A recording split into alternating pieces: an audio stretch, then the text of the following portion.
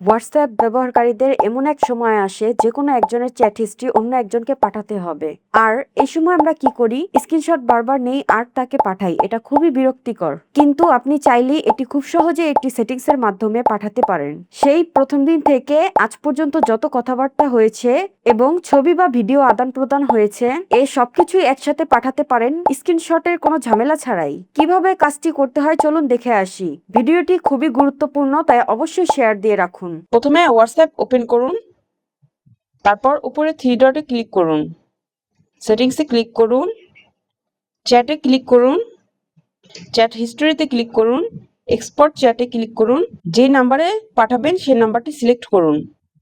তারপর এখানে দুটি অপশন এসেছে, একটি হচ্ছে উইদাউট মিডিয়া, আরেকটি হচ্ছে ইনক্লুড মিডিয়া। উইদাউট মিডিয়া হচ্ছে ছবি বা ভিডিও মেসেজের সাথে যাবে না, আর ইনক্লুড মিডিয়া হচ্ছে ছবি বা ভিডিও মেসেজের সাথে যাবে। তো আমি ধরে নিচ্ছি ছবি ভিডিও সহ সেন্ড করবেন, তাই ইনক্লুড মিডিয়াতে ক্লিক করুন, হোয়াটসঅ্যাপ ক্লিক করুন, যে নাম্বারে সেন্ড করবেন সেটা সিলেক্ট করুন, সেন্ড বাটনে ক্লিক করুন, আবার সেন্ড বাটনে ক্লিক করুন।